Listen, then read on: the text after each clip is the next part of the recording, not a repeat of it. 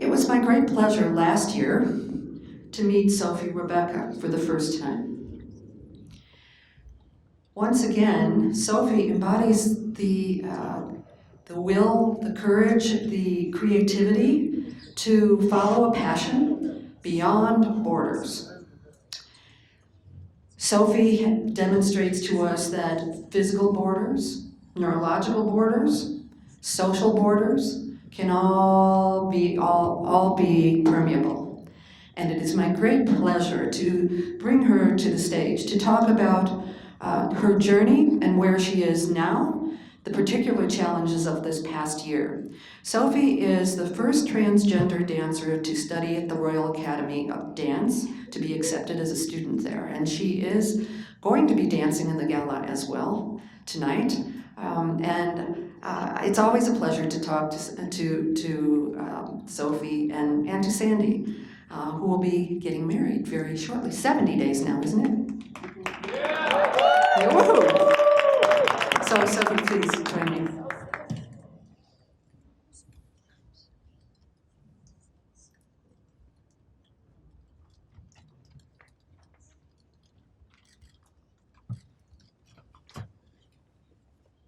I'm a little bit taller, so I'm just going to adjust this.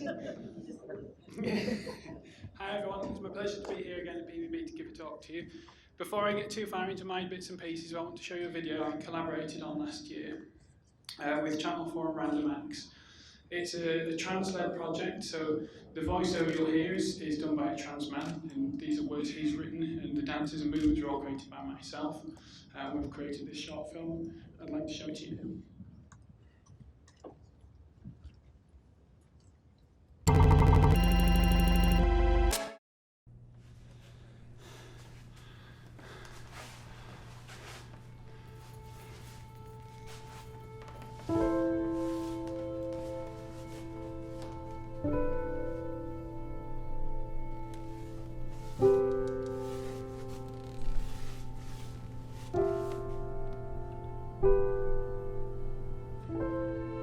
See the lady that dances free. She wished to be granted her chances like me. See her in all her elegance, the hard work and beauty that make up her elements. The lady that dances has a story like mine. I'll take you back to that moment from my time. It began way back before my choices had been chosen. A time when I was young and my mind was brand new and open. I used to dream of the future's possibilities, because all that laid ahead was a neverland of opportunities. But then we all grow up into our distant society with the rules and the roles, and I struggled with it silently. I knew deep down I was different on the inside, but my true ambition and passion I struggled to hide. I told people I wanted to be on TV, but they said I'd never be good enough for this world to see me.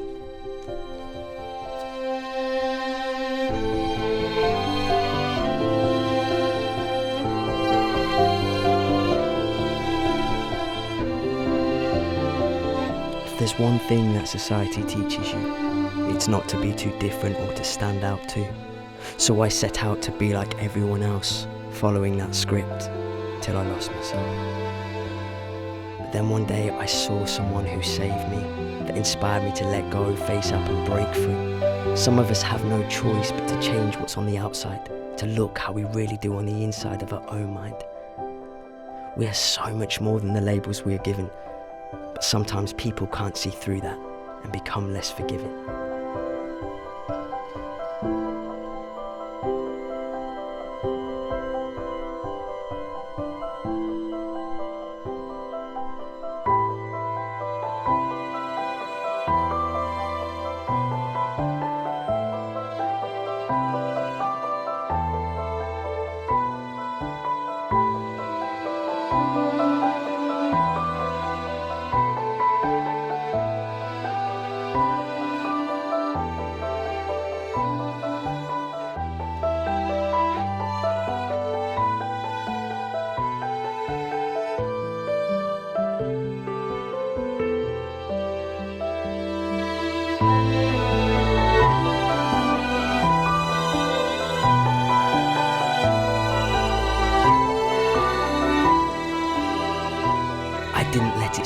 creativity. I've worked too hard to gain this life's liberty. I had to learn to love and embrace those imperfections, rising through the judgment, the rejections.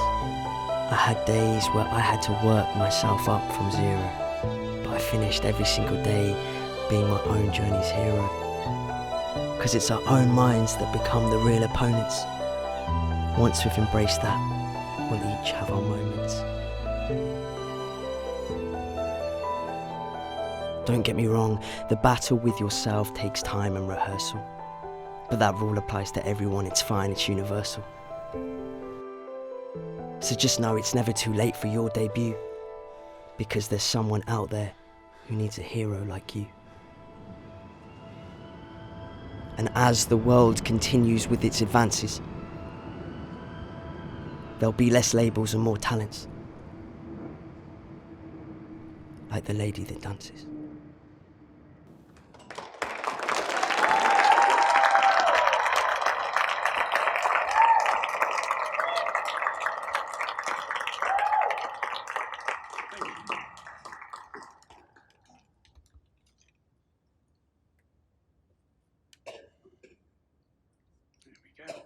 So I've entitled this talk Beyond Acceptance because I'm aware for some of you this will be the third time you've heard my story and you might be getting a little bit bored of it. But some of you won't have heard my story, so I'm going to whiz through this a little bit. Just to give you some background if you don't know who I am, and if you have seen this before, I've added pictures this time. So this happy young chappie is me. I was assigned male at birth. That is to say that the world looked at me and perceived me to be masculine. And that's something I carried with me my entire life.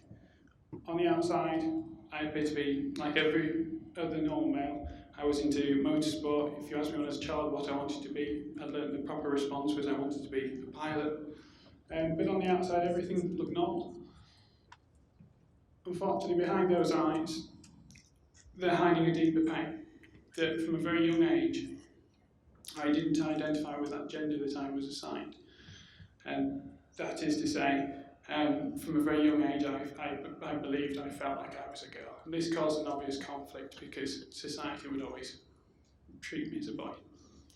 And that started with dance. One of my earliest memories was seeing some wonderful dancers dancing the suites from the Nutcracker in ballet. About 4 or 5, I turned to my mum and I told her I wanted to be a ballerina. And she gently laughed and informed me that boys aren't ballerinas. And I'm not going to go off on too much of a tangent about men in ballet because there's a lot of gender stereotypes there as well. But for me, that was my earliest memory of wondering why the world perceived me as a boy. So that love of ballet started here, but I could never practice that freedom until I eventually met my teacher Lynn. This took me some 30 years to find someone who would teach me the female roles in ballet. Now obviously ballet is 96% the same for male and female, but what I didn't want to be forced into was learning male roles with big jumps and leaps and everything else. I didn't want ballet to be another prison of a perceived gender. I wanted to be free. And this lady set me free. She means the world to me. Now, I actually started dancing a year before my transition started. I really didn't want to be dancing as a man. But that need to dance was just so strong in me, and I was aware that at 33 I was getting old, and I now had to start something. But it had this sort of dual conflict of my body started to shape in more masculine ways. I started to really refine and develop my muscles, and unfortunately that triggered my gender dysphoria, that disassociation with my own body got worse. But for 1 hour a week, I presented in a class with Lynn as my true self, and that was one of my sort of first freedoms I had. And seeing myself in the mirror reflected back kept me so, it really almost kept me alive. I shouldn't have really put Lynn in that position because she had 2 names to remember, and there was a couple of times in my group class where I presented as male where she used the wrong name, and a few eyebrows were raised and people was wondering who she was talking to. They'd later figure that one out. So I started my transition in December 2015. The first time I attempted to seek help from the NHS, which is our care system in the UK, at the age of 26, the system was very different, even in 2006. I was sort of put through psychologists and psychoanalysis, and one of the things my therapist, I just remember her telling me, was that if I chose this path, that I would lose my friends, my family, my job, that nobody would ever love me, and would be neither male nor female. And that was from someone who was meant to help me. And that's why I didn't actually start my journey until the age of 35. Because I knuckled down, I tried to man up, I was in motorsport and things like that. I tried to be that person the society wanted me to be, and I couldn't. And at 33 I finally faced that, got onto the waiting list, and despite what you might have heard, it was not a quick thing. 3 years later I finally started hormones. And that wasn't even the hormones that would push me on my journey, that was just the hormones to stop me from becoming more masculine. So that fear of becoming more manly as I aged, that was stopped. And almost immediately overnight I felt the relief from that. And my gender dysphoria almost melted away to the point where you sort of go, am I transgender? And then you think, well, okay, then stop the medications. And then the panic and fear sets in. So I know who I am. Now finally, free to be myself, my passion for ballet exploded. And when I say exploded, I mean it really exploded. It's just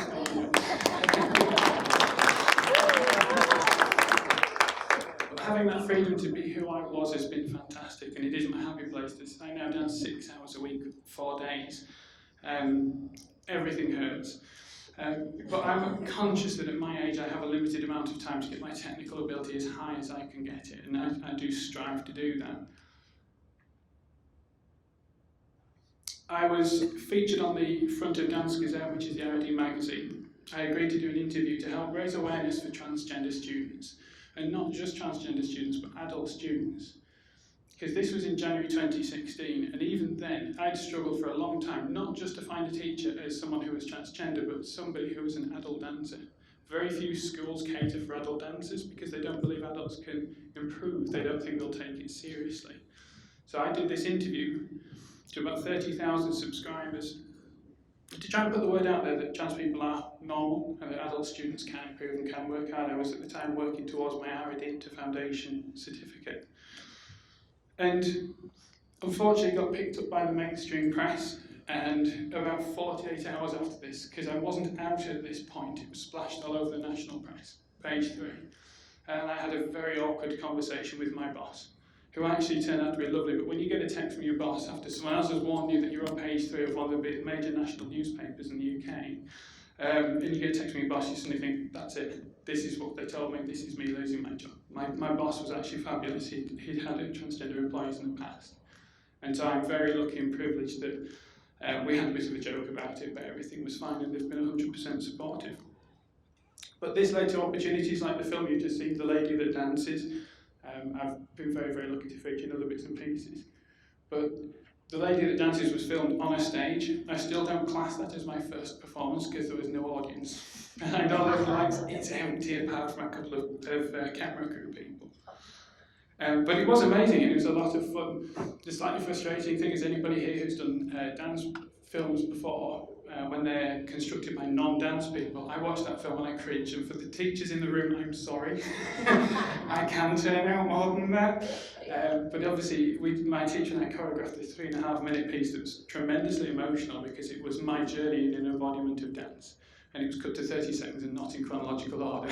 But it's still a really lovely film that I was so glad to be part of. And as I said earlier, it was trans-led. So Ash Parmigiano, he's an actor in a soap in the UK called Emmerdale now. He wasn't at the time. But we were given freedom. So the words come from his heart, from his voice, and the movements come from my heart. And that's, it's nice to be able to tell our own stories like that instead of through a lens of someone who's not transgender. My first actual performance was with my dance school. There was 4 of us adults and we had a wonderful piece choreographed for us. So this was my first ever time on stage, looking wonderfully poised, collected, and this was me backstage. Ever so slightly nervous about my first performance. I didn't know if I was going to be one of those people who could perform. I thought, as much as I love dance, I was going to be throwing up backstage and just too nervous, but I will never forget the energy, that indescribable feeling of standing in the wings. And it is just a mixture of everything good and all that tingling, and when the lights go out and you just walk out and it's time to go, it's fantastic. So my journey continues. This is me just living my life and just carrying on, and that's what a lot of this is the hormone treatments I'm on are essentially kicking off puberty for the second time.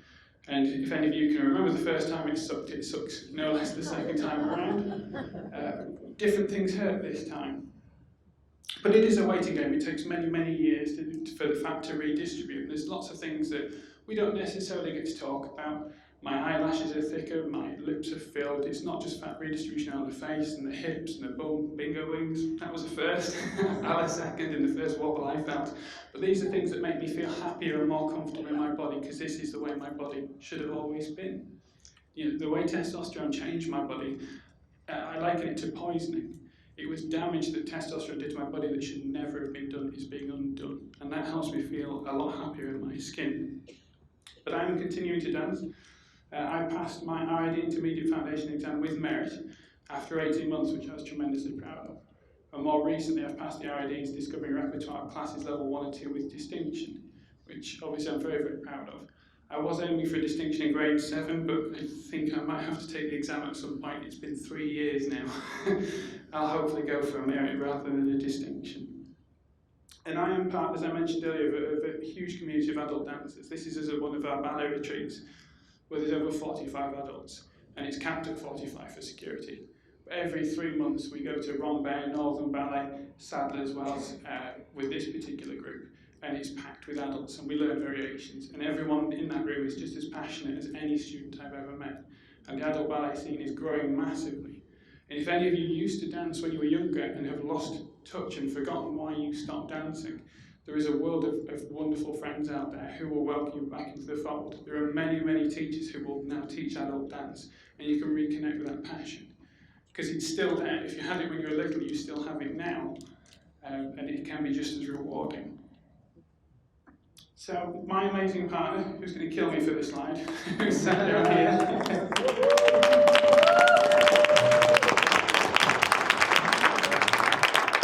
Jamie didn't tell her this slide was in here because she hates all pictures of herself and she never agreed with any of them.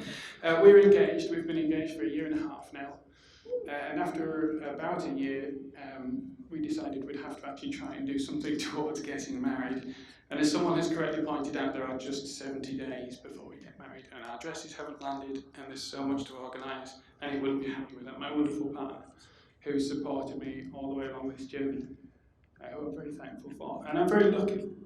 A lot of transgender people struggle to find partners. I was single for the best part of a decade because I couldn't go into a relationship lying with someone I loved about who I was.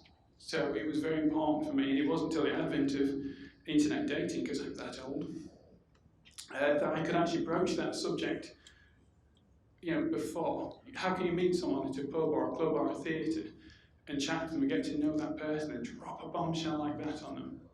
And I could never understand how I could manage that, which is why I couldn't do it until internet dating. So I spent the best part of 9 years working 7 days a week, because that's all I could do. I was in motorsport as well as in IT. So eventually I met this other wonderful woman, who also doesn't know this slide's in there, and she's not even paying attention, it's small poker. That was a very full day. I genuinely didn't believe Charlene existed. And it took her quite a long time to convince me she was real. I genuinely thought someone was luring me to America to try and murder me. That's a slight reflection on my own paranoia, and also because I've been in the press, obviously, as a visible trans woman, I get death threats. I get lots of hurtful messages. And you learn to deal with that. Unfortunately, it's just one of the problems. For every message that you get telling you that you're an abomination, you get 100 messages from people telling you how wonderful it is to see you living your truth. And yes, I did indulge Charlene in a little blast out up in the countryside, ever so gently. But we went to a studio, we spent 4 hours. She showed me the beginning of the piece she choreographed. I showed her technically where I was in my dancing, and I think hopefully convinced her that I wasn't going to fall flat on my face. And eventually I came to Missoula. And this was my first international performance, because now I'm an international artist.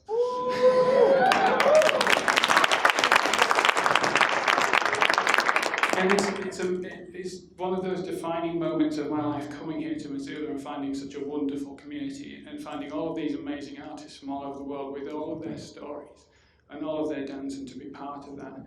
and the 4 girls here who are all floating around in here somewhere today were amazing. You know, I could have forgiven them considering I'm 2 to 3 times their age.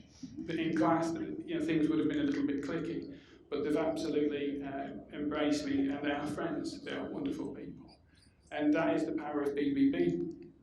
And yeah, I'm so very, very glad Charlene convinced me to come here. So I'm back again.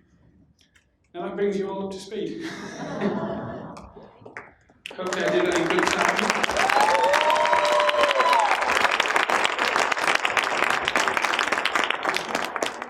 So part of this was called Beyond Acceptance, because the first part of that is obviously bringing you to me accepting myself, and it took me 26 years the first time, and eventually till I was 33 to accept who I was as a person.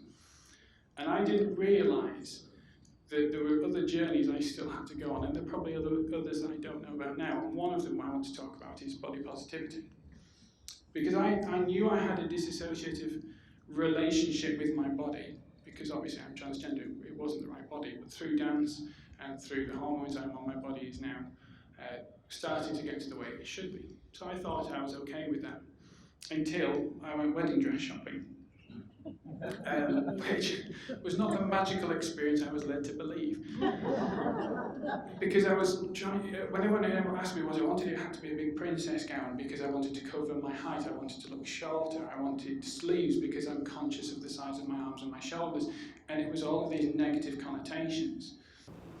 And since Missoula last year, my teacher convinced me to start taking my grade 7 classes, which were private at the time, with her younger students as well. And I resisted for a bit because I'm conscious of the perception of the transgender community. And I didn't want it to cause friction in her school. I didn't want the parents to have a problem. I didn't want the girls to feel uncomfortable. And my teacher reassured me that I was the only one that was concerned about it. She was absolutely right. I think I've joined this group of fantastic young people who have welcomed me. We've become friends, and we learn lots of things off each other. There's a musicality that comes with a maturity that I can offer them in a class. And there are the ways that they move that I can observe that can help improve my dancing, and it has tremendously helped me in the last year. But I hear the way they talk about their bodies, and it breaks my heart.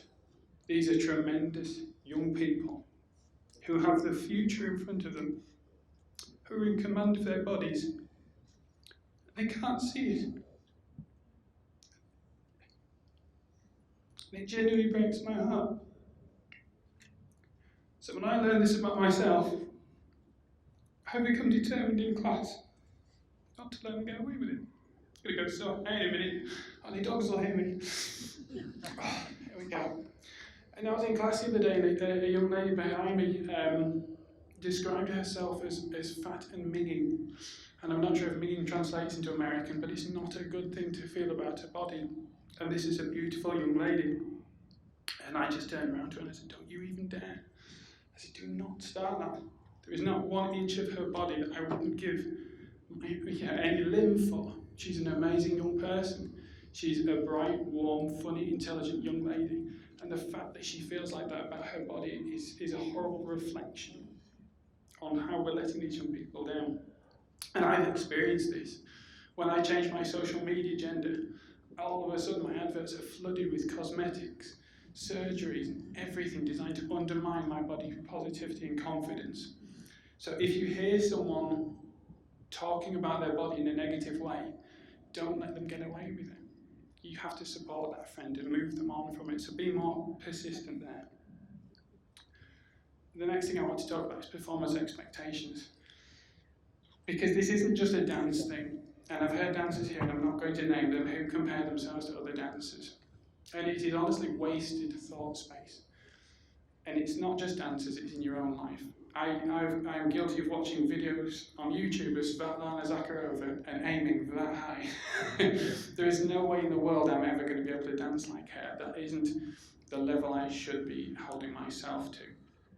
I should be holding myself to my own level and improving myself at my own pace on a daily basis.